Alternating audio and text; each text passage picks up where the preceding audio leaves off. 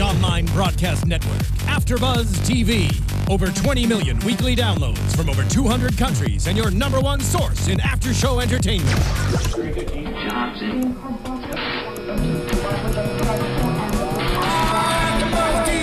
AFTERBUZZ TV, the destination for TV superfans. Producing aftershows for over 300 of your favorite TV shows. Interviewing celebrities and showrunners. And bringing you behind-the-scenes exclusives. All thanks to E! Entertainment's Maria Menounos, producer Kevin Undergaro, and internet leader Akamai.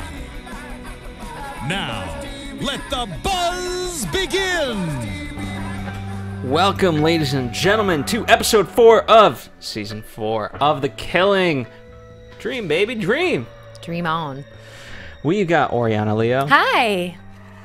We've got Phil Svitek, and we've got a great episode. Yes, we do. Oh my God, so much is happening. I mean, we progress a little bit in the Stansbury storyline, but we really progress in the Skinner investigation. Yes, we do. But not in the ways that I thought. Tell me, what did you think was going to happen? Okay, well, last week I know it was the big question. How is the CI going to kind of tell to Reddick? And I wasn't expecting this. And Reddick, you know, we were so close to getting away with it until he said it was a cop. Right. Well, not to mention that the CI, I like how poetic it is that he's sharing the information through a chain link fence. Yeah. Like hoping he's going to get something out of it. He's desperate. Yeah, I mean, what part of the whole thing is I still don't know Reddick's motive for any of this. And so I'm very curious. And you know, I guess might as well talk about Reddick since might as well. And I'm right there with you in that, like, it's this gnawing feeling of I don't know whether to love him or hate him. I don't know whether to root for him or not because I don't know what his motivations are. And that makes him complicated, but I'm desperate to find out.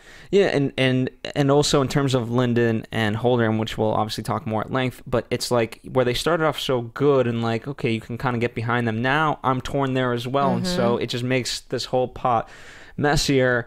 Then the wife, finally we get the answer of what she actually saw. She didn't quite see everything, but it was just enough to launch. Enough. I mean, given that this information is now out, that she saw Lyndon at the lake throwing something in just a few days ago, I feel like that's going to essentially dot the I's and cross the T's for Lyndon. Well, because here comes Skinner out of the lake in the car, and we were wondering, like, okay, where was the body? We didn't know. And, you know, you would think... I would have thought they would have buried him like 10 feet under, like a place that he would never be found. But no, but the lake, it's so obvious. But my frustration is they do this for a living. So do the opposite of what you know it's going to be. Like, take him to Tahiti. Right. Do something. Do something. And obviously they have a backstory. They've come up with some kind of storyline of what happened to him. But all I could think when the car was coming up and how this story is unraveling is that he was on his knees when he was shot. Remember? Yeah. Holder says that, like, no one's going to believe you that it was self-defense. He was on his knees. And so that's all I could think of when the car was coming out of the lake was just like, the forensics are going to show. You know, the forensics are probably not in their favor. Gay male lover? Ooh. Well, but we see Reddick, though, interviewing the wife and asking about other women and asking about girls. Yeah, and that's where, you know, that's a good point because he's also looking at the photos earlier, and obviously the big piece of evidence is the ring and also the car, right? Which Lyndon was able to withhold earlier on. Now it's coming back and resurfacing. So that's why I question Reddick. Like, ultimately, he must be angered at Skinner. I don't know. So my husband watched this episode with me, and he was like, "Well, so what does he want? What does he want? Does he want to solve the case? Does he want to get back at these guys?" Like, and he was just asking the question out loud, and I thought, I really don't know. The thing is that Reddick hasn't really been the best cop, you know, like his investigative capabilities or his wherewithal to be patient with a case. So I feel like there's so many facets to this where, number one, he is sleuthing for the first time in a while and he likes it. Yeah. Right? Like, he's uncovering stuff and he's enjoying it. But there has to be a part of him that is, this is a huge information to find out what Skinner did, put the pieces together. And then, of course, he's going to want to ultimately know why the cover up. He has his feelings. I just wonder where his alliances will go. Will he feel so strongly about Skinner that he'll identify with Lyndon and Holder? Yeah. You know, of like, I would want to shoot the son of a bitch too. Or is he going to want justice for all? Like, there's so many ways it can go. I mean, I think right now it could go one. It's either he sides with Lyndon and Holder and is able to get him off the hook by withholding all the information that he knows, or he's basically going to say, like, these guys helped Skinner. Or is there a third There's option? a third option in the sense of leverage. Like, what does he really want? You know, how crooked is he? Is he going to use it against Lyndon and Holder to try to extort them? To kind of get what, you know, What's he going to get from them? I don't know. Drugs? Free coffee and donuts for life. That could, yeah. I don't know. But I feel like we don't know enough about him to know his motivation, to know which way he's going to go, which is really frustrating to me right now. Absolutely. It really is. But it's making it for a great story. Yeah. And so, again, so close with the CI where he just didn't care. He just didn't care, was ready to walk away. And it was such a amazing scene. And then as soon as he says, it was a detective, ears up. What? Yep. What you got to say? Yep. I wanted to talk about Jack. Let's talk about Jack. Just because I feel like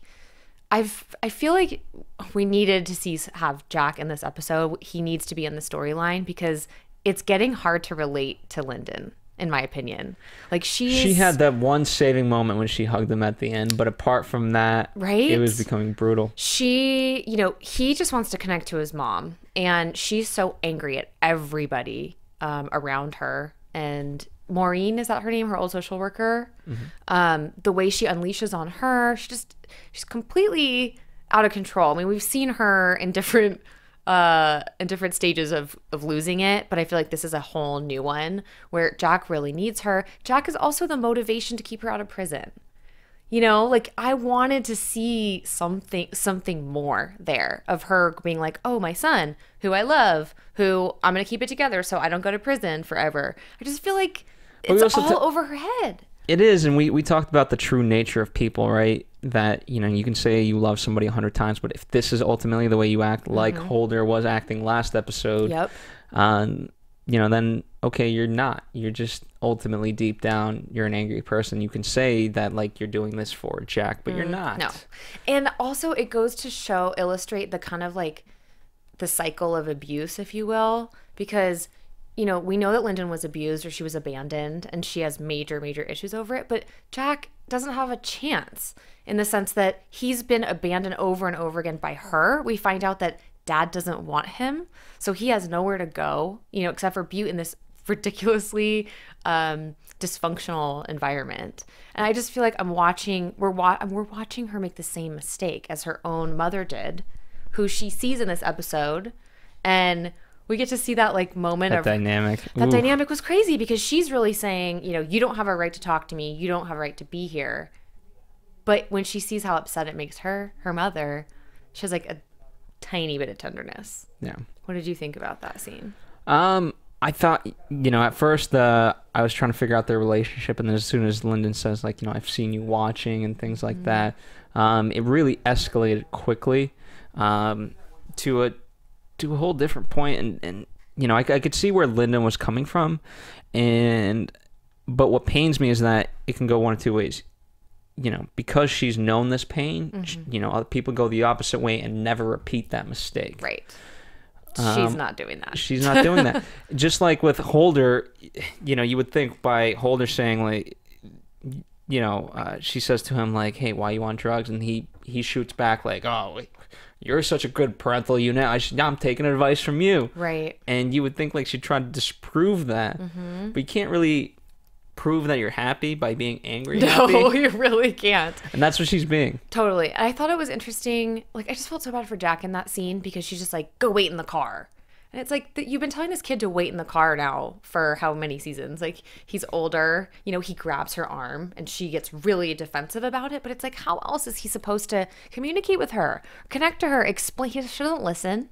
to anything he says. He's so unimportant to her. Like, it really hurts me to see. And he needs to live a life. He does. Like, just because she doesn't live a life. Also, I thought it was interesting, the mom, she said something, and I forgot my notes, so forgive me, ladies and gentlemen, but she said something like, I couldn't keep you. I didn't give you away. There's a difference. And Lyndon, of course, is like, no, there isn't. But it made me wonder, what is that difference? Like, what did she go through? What happened to her? She tells a story about the parade. Like, she clearly loved her child. Okay, not clearly. In her version of history, she loved her child. Yeah. Just makes me wonder what happened. What happens that makes you... Was she taken away? The first thing I thought was, oh, the cycle continues. She was taken away from her mother, and Jack has been taken away from her, or has threatened to, you know? Yeah, and, I 100% agree, because in this scenario with Jack, she can say she loves him as many times as she wants, but ultimately, if she doesn't do, especially in these moments, what's necessary, then you can't keep him. No. Because what else? Well, I mean, last season we see them running out of windows and stuff. Like Jack running out of windows just to not get busted by Child Protective Services. So it's like, just kind of, it makes me, I feel like that's a storyline, undercurrent of the cycle of neglect or violence or whatever it is through families, and that Lyndon is just failing on so many levels. So many levels.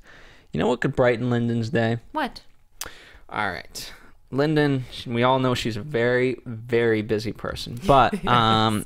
If she ever went shopping, which, she must do very seldom, but she should do it more often, because she needs definitely supplies. She does. She needs a new sweater. You know what? Let's take a step back, because I really can't relate to Lyndon on this one. I was going to try to relate it to Lyndon, but I can't.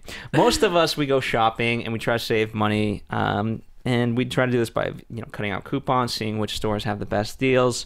I shop for some things at one store, and then I'll go to another store for other things because I know the prices are better. It's so annoying. It's so annoying. We've got the solution. Walmart Savings Catcher. All you have to do is go to Walmart, get what you really need, because guess what? It's Walmart. They have everything. It's got what you need. Yeah.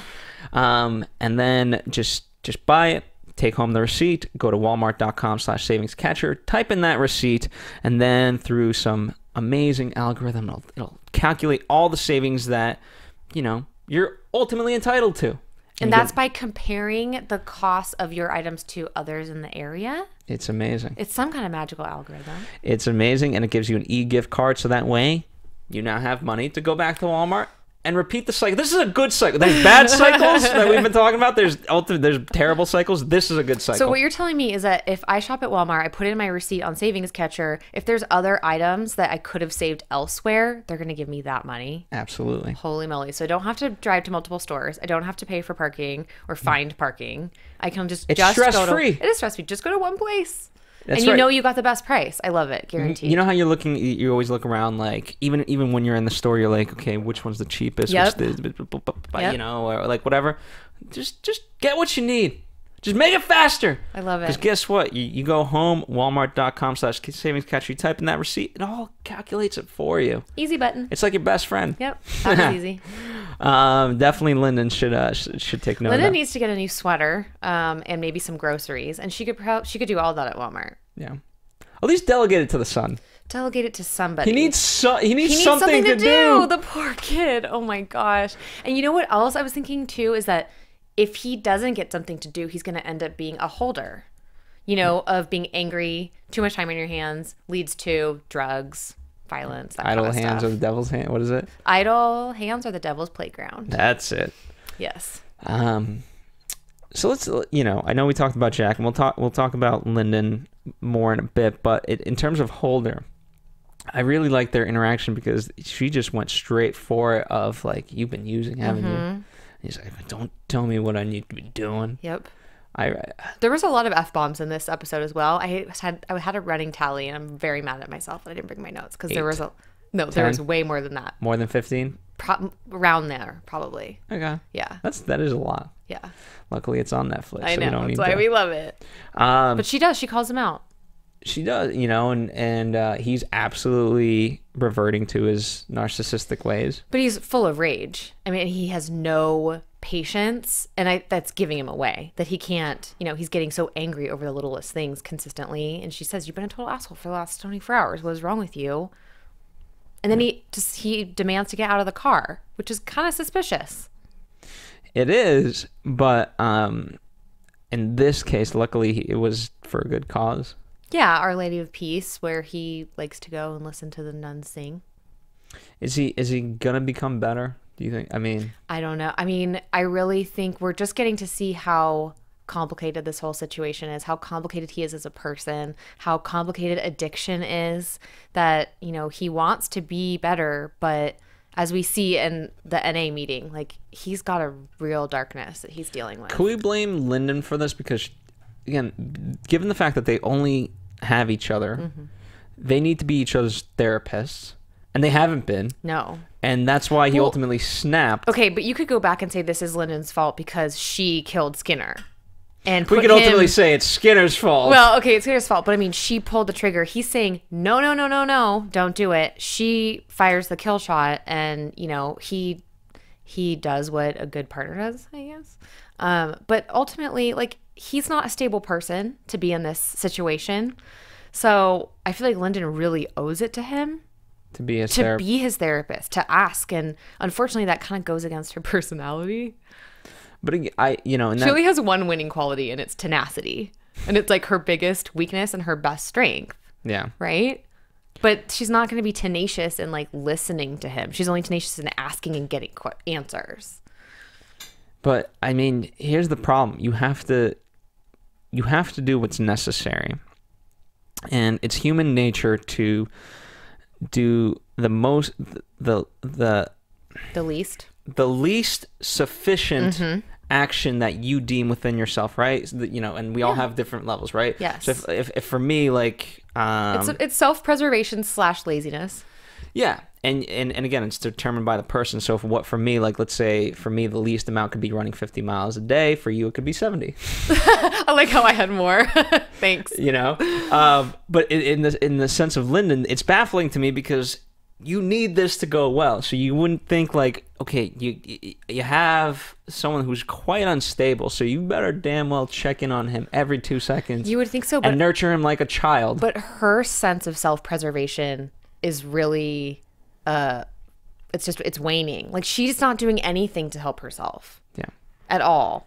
So I feel like we just have two really unstable, weak people that are harboring a huge secret. Yeah. Not just a secret, but a crime. And the problem is, I think to a degree she thinks she's better than Holder because she doesn't use drugs. She totally thinks she's better than Holder. She quit smoking, right? We're all like, yeah, how long is that going to last? I bet you she smokes in the next episode. But she's almost like, I don't want that. I quit. Yeah. Like, she's so great.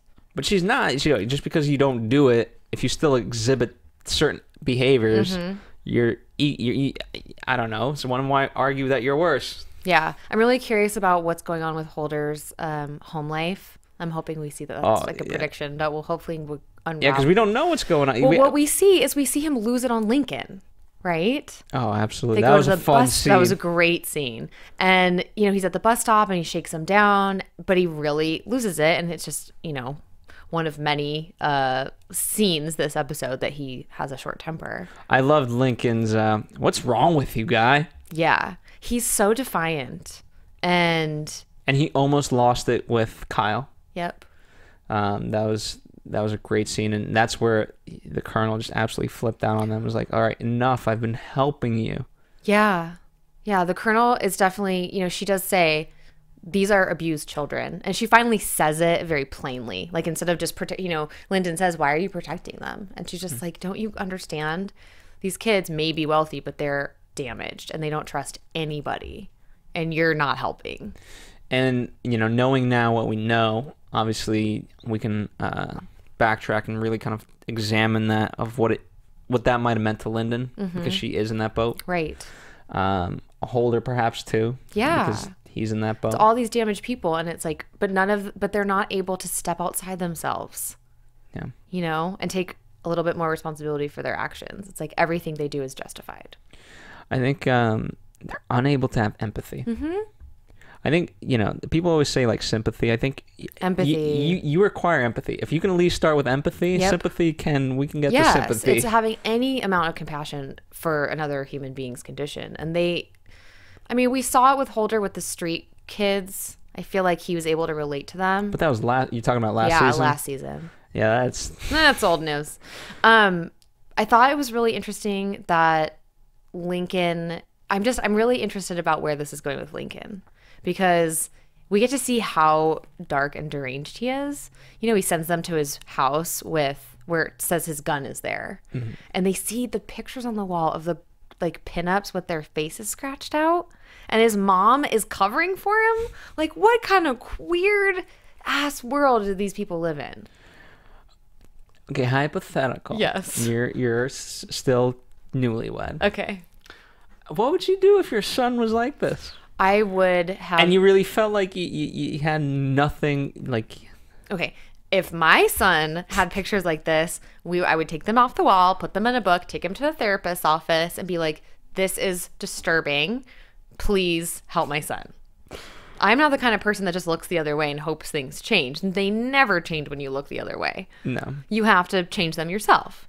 But this idea of, you know, all of these families that are so dysfunctional, but they look so good on the surface. And it's like, oh, if we just look the other way, if we just don't Well, at least like with it. the Stansberrys, you know, the look was more pleasant. This is just outright, what? Yeah, this is crazy. But even the mom says, he just does it for fun. He's been doing it for years. Like, no wonder he's messed up, right? Could we buy the fact that they made a bigger deal out of whatever it was? We assume that it was an affair. But we don't. Do we know the full truth about Lincoln? About and Lincoln, Mrs. Stansbury? Yeah. I think, well, in my opinion, what I got from this episode was that she really messed him up in the head with a lot of teasing, and I think he did. I think there was sexual contact, and we know from Kyle as well what she likes. That there was some contact and it really disturbed him. You know, it was not a typical male fantasy of like, oh, I get to have sex with my teacher, which is still child abuse. But it sounds like this was way more twisted. Mm-hmm. And he obviously brought the gun to school. Like he's really angry about it. But the way he outbursts in this episode where he looks at Lyndon and he's like, you know, she would bend over in those little tennis skirts and he'd be like, because you have to look.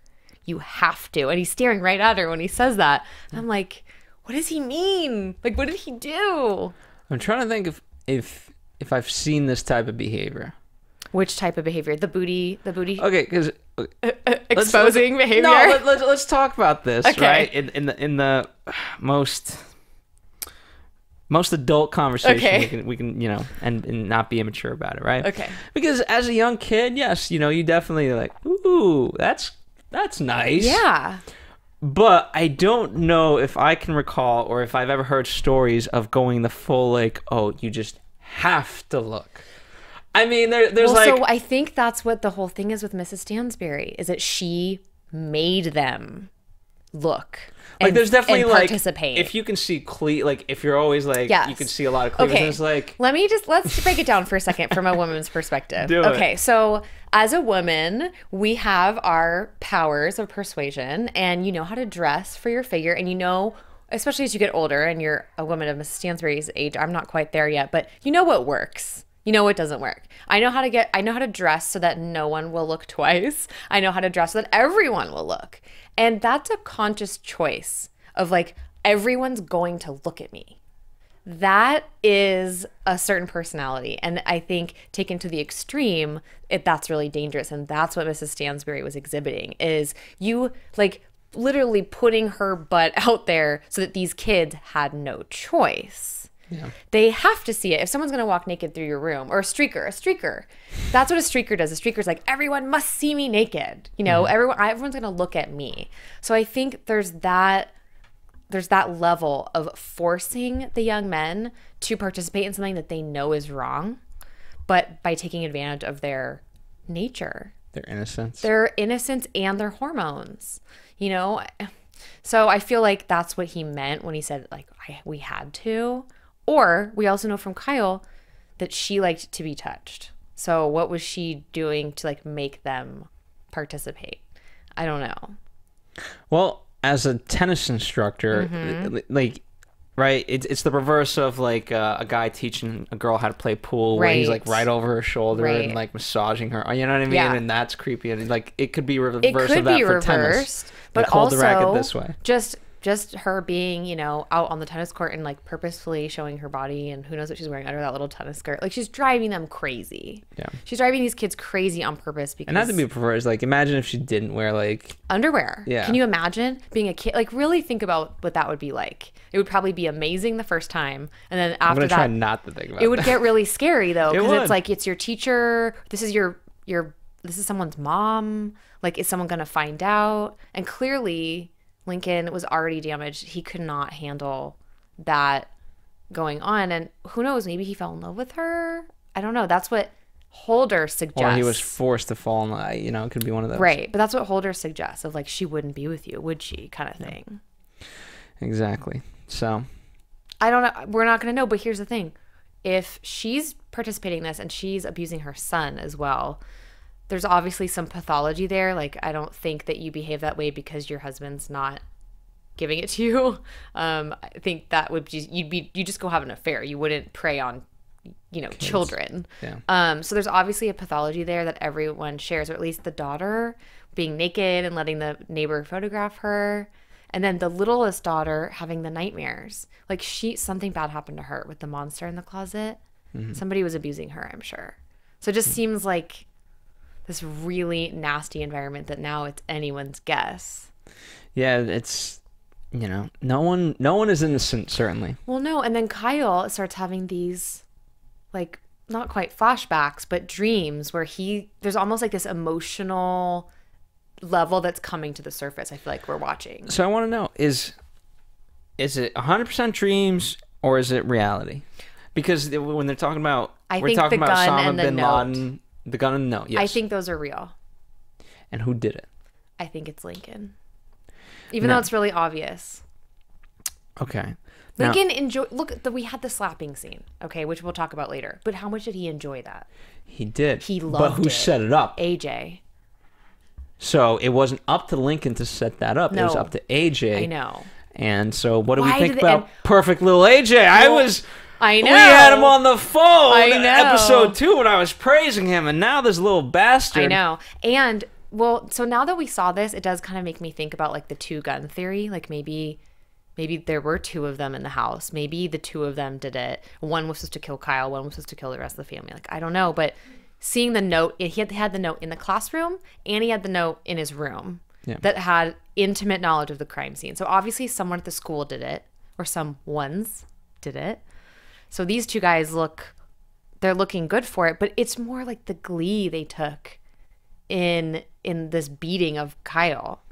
And what were they waiting for? Like, what do they want him to do? They want him to hit back? I couldn't understand. It was to humiliate him. Yeah. You know.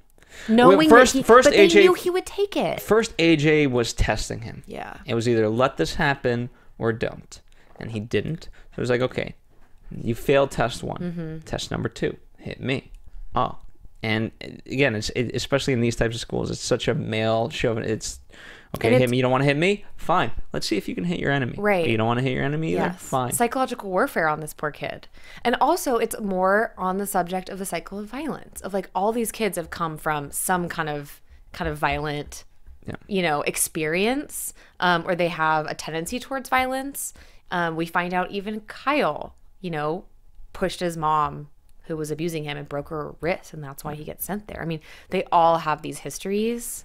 And I have to say, the hazing scene, it's so twisted in the sense they're singing nursery rhymes, and think about how damaged they are. Like, what do these nursery rhymes possibly mean to them? Like, they've been abused possibly by these same people via, like, these vehicles. It's so twisted. And then you're literally causing harm, but you have to sing it in order to hit. It's so twisted. It's so sick. And the thing to remember is that these are kids. Like, these are, you know, at least, or most of them are under 18, I believe, or if not, they're 18. But the kids, the earlier round, I felt like they were 14, maybe. Yeah, 15. they were freshmen, and it's just like, these are kids that are perpetuating the violence that they've learned, like they're not learning anything at this academy. Maybe some of them are, but we haven't met any of those people. Yeah. Like the discipline, like no, okay, maybe on the surface, but AJ, who is, and I feel like ultimately that's the weird cycle of all this, is that on the surface we look like we're a unit, Yep. we're together, we stand, blah blah, but on the back end of things, whew, Yep. couldn't be further from the truth. So I think it's interesting. We hear AJ again is like, F the Colonel. Like he really hates her, which is amazing that he's able to kiss her ass all day long. He's extremely duplicitous and dangerous. So that might help inform my prediction. I do want to talk about the Colonel's dancing. Yes. That was amazing to see her with her hair down. And she felt so like, not violated, but like, I don't know what the word is, but she was kind of violated when Kyle saw her. Yeah. But I think they have a relationship now and a comfort level, where he's coming to her because he had a nightmare. And she's dancing, and she doesn't look like the best dancer. No offense. Little stiff. She's also dancing by herself, a 2-person dance. How lonely. Yes. But I'm starting to like her a lot more. Like she's become so much more vulnerable and talking about war, and we still don't know what happened, but we know that she's damaged too, and that's why she loves these kids so much. Well, the one knock on her in this episode was that the car matches and it's hers. It is. But I look at these kids like I'm sure they could hotwire anything. You think that's what it was? My first thought was Cruella. Oh, well, Lincoln and or AJ drove it. Like I wouldn't have assumed she would have driven it because she never leaves. Where does she go? That's a good point, because we see Lincoln doing the bus, and I guess they don't have a mode of transportation other than public transportation, and that wouldn't work in the middle of the night. Right. Perhaps. And we see, we forgot to mention the bathroom scene of just going through that disgusting bathroom, and that there's a tooth shard. Before we wrap up, we have to go through evidence. Well, why don't we go there? Why don't we go there? Let's start with the bathroom. Okay. And then that leads us to our bum. I thought it was funny about the bathroom scene. I felt like they were going over it.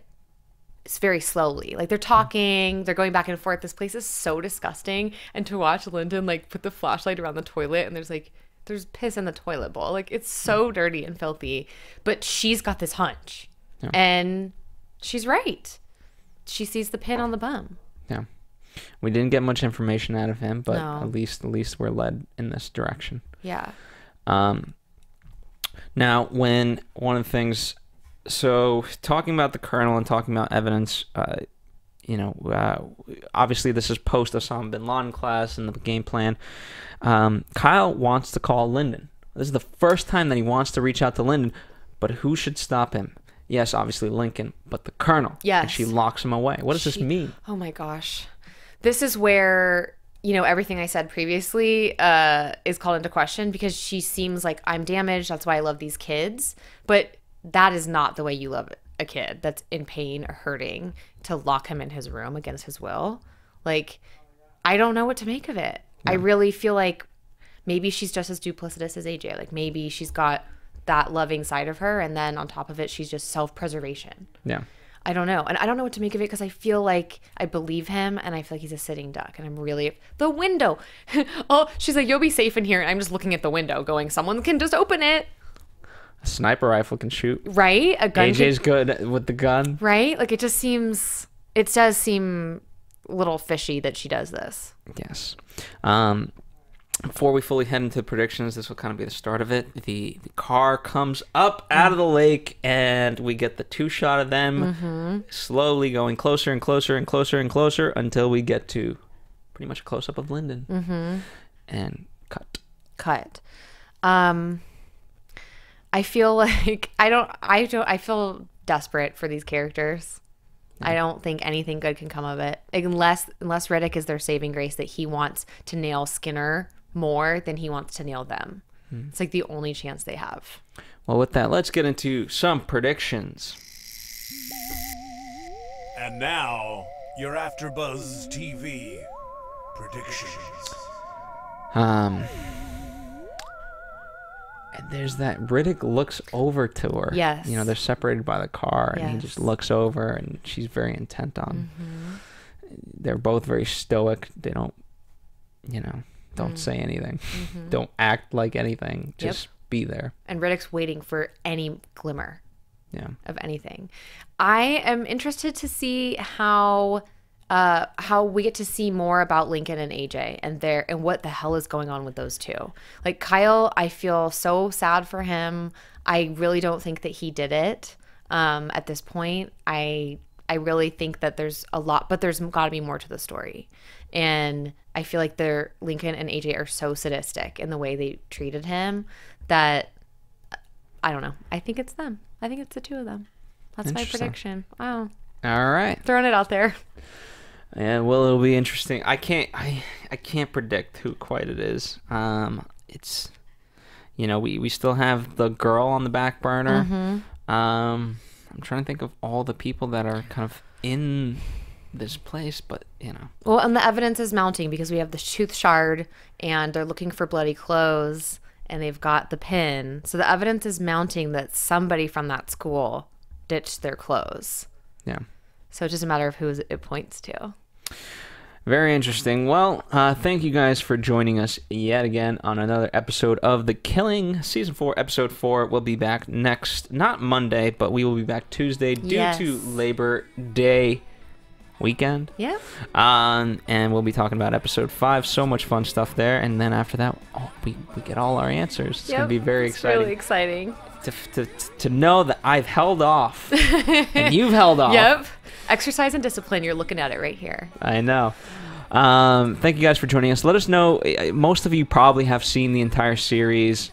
You know, and perhaps it's just fun kind of making fun of us, seeing what we think when you're like, these idiots. But in case you haven't, let us know what you guys think and who might have murdered him. If you guys are watching this and you have seen the entire thing, just give a little disclaimer in the comments and just say spoiler alert in case you guys are talking about a spoiler alert. Right. That way it's fair to everybody and everyone can participate. Mainly fair to us. So, in the meantime, to directly connect with Oriana Leo, she has a Twitter. I do. You can find me at Miss Oriana Leo on Twitter, or Instagram is Oriana Leo. Pretty much anywhere on the web, you can just search Oriana Leo. You'll find me, and please tweet me, be my friend, or be my follower. Just don't be a creeper. Yeah. And follow us on AfterBuzz TV, Facebook, Twitter, Instagram. We welcome creepers on there. Oh, and creep me on the Nick after show as well. I'm also doing that. Yes, that's a really good show. Thank you guys for joining us. We'll see you Tuesday for episode 5. From executive producers Maria Menounos, Kevin Undergaro, Phil Svitek, and the entire AfterBuzz TV staff, we would like to thank you for listening to the AfterBuzz TV network. To watch or listen to other after shows and post comments or questions, be sure to visit AfterBuzzTV.com. I'm Sir Richard Wentworth, and this has been a presentation of AfterBuzz TV. Buzz you later. The views expressed herein are those of the hosts only and do not necessarily reflect the views of AfterBuzz TV or its owners or principals.